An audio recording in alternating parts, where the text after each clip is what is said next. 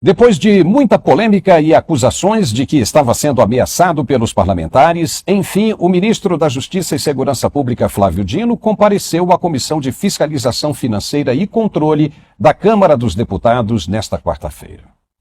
Ele foi dar esclarecimentos sobre muitas coisas, como, por exemplo, a exclusão das imagens feitas pelas câmeras de segurança do Ministério da Justiça no dia 8 de janeiro, a possível interferência na Polícia Federal, e, inclusive, sobre o suposto corte no orçamento da segurança pública, um tema extremamente complexo nessa época, para combater o avanço do crime organizado de cerca de 700 milhões de reais para 2024.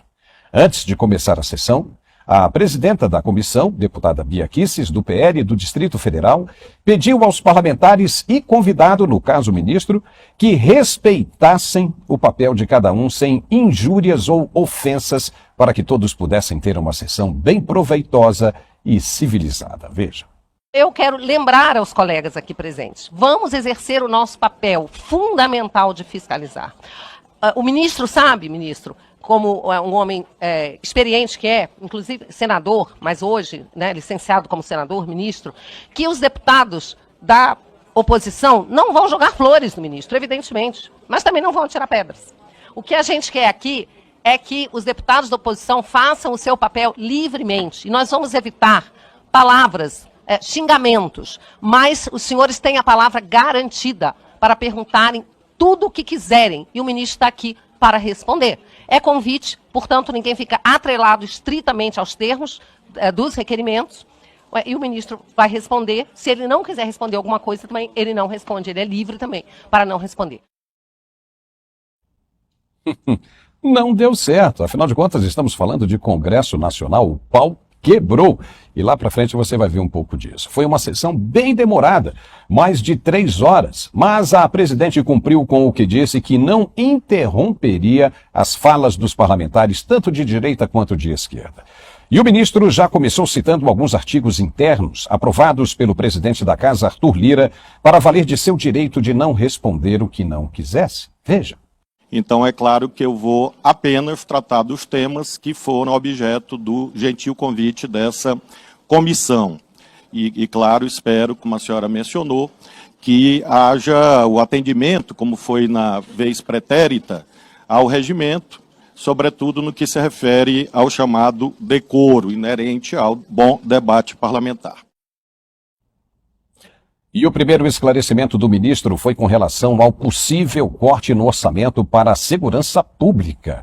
Ele negou a redução no orçamento, disse, como sempre, que está havendo um mal-entendido e deu explicação, justificando que a ideia surgiu porque os parlamentares ainda não apresentaram as propostas de emendas parlamentares para 2024. Veja que ele jogou a conta para os parlamentares. Ele confirmou que só depois é que será avaliada a possibilidade de corte e apresentou números que seriam melhores que os do ano passado. Veja. Não há redução. É falso que haja redução. Eu vou ler os números apenas para demonstrar que esse suposto corte inexiste. Especificamente em relação à segurança pública, o orçamento de 2022, no governo pretérito, expurgando as emendas parlamentares, foi da ordem de 4.391 bilhões de reais.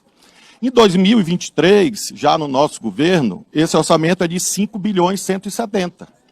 E a proposta orçamentária que nós elaboramos é exatamente nesse valor, 5.170 mil reais, ou seja, não há redução, pelo contrário. Com relação às imagens do dia 8 de janeiro, o ministro se esquivou de qualquer responsabilidade, questionando por que tanto interesse assim nelas, sendo que a internet já está cheia de imagens gravadas por todo mundo. Ele disse não entender por que as imagens do ministério são tão importantes assim. Mas nós vamos explicar. O que o ministro não conseguiu perceber até hoje, ou finge não perceber, é que as imagens internas do ministério iriam provar a presença de autoridades no local e que insistem em dizer que não sabiam de nada do que estava acontecendo. O que os parlamentares querem, na verdade, é provar que, sabendo do que estava acontecendo com antecedência, e não tomou as providências que deveria, então essa autoridade estaria cometendo crime de prevaricação. Mas Flávio Dino se esquivou da culpa, da ausência dessas imagens, colocando a responsabilidade em cima da Polícia Federal. Após o 8 de janeiro, a Polícia Federal foi lá e recolheu as imagens relevantes para o inquérito policial. E quem fez esse juízo? Foi o ministro? Não. Foi um funcionário do Ministério da Justiça? Não. Foi um delegado da Polícia Federal, independente, cujo nome eu sequer sei, que recolheu essas imagens e levou ao inquérito policial. Ora, portanto, quando, 8 meses depois, nós recebemos o requerimento e essas imagens estavam em um inquérito policial, em razão do artigo 20 do Código de Processo Penal, eu não poderia entregar essas imagens sem a autorização da autoridade que preside o inquérito, que não sou eu. Já tem bastante tempo, né? Bastante tempo para se pensar bem nas respostas, para se preparar o que quiser. Mas o ministro, de fato, perdeu a calma quando foi questionado por que conseguiu entrar na comunidade da Maré, no Rio de Janeiro, controlada pelo crime organizado, com a maior tranquilidade da Silva e sem nenhum aparato de segurança. Flávio Dino disse que já respondeu sobre isso em várias comissões, negando inclusive que tenha entrado na favela sem o apoio dos policiais. Ele disse que tinha um aparato enorme das polícias federal, civil e militar do Rio de Janeiro. Veja. É mentira que eu entrei no complexo da Maré sem segurança. Isso é algo... eu ia dizer outra palavra, mas para não me nivelar por baixo. É inverídico, é falso, é mentiroso. Havia dezenas de policiais presentes, da Polícia Federal, da PM do Rio de Janeiro, todas as forças que foram avisadas. Eu ingressei, dizem que eu subi o morro. É gente que não conhece o Rio de Janeiro. Eu ingressei 15 metros no Complexo da Maré. Pois não, com obrigado. Segurança. E eu não sei por que insistem em mentir sobre isso. Porque não gostam de pobre, apenas por isso. Um minuto de... Uau! O ministro causou uma polêmica danada ao dizer que a direita não gosta de pobre.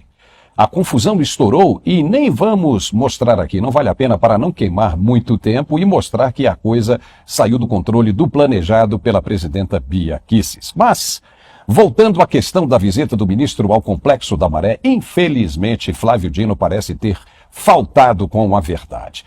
E que, segundo os parlamentares, essa é uma das principais características dele.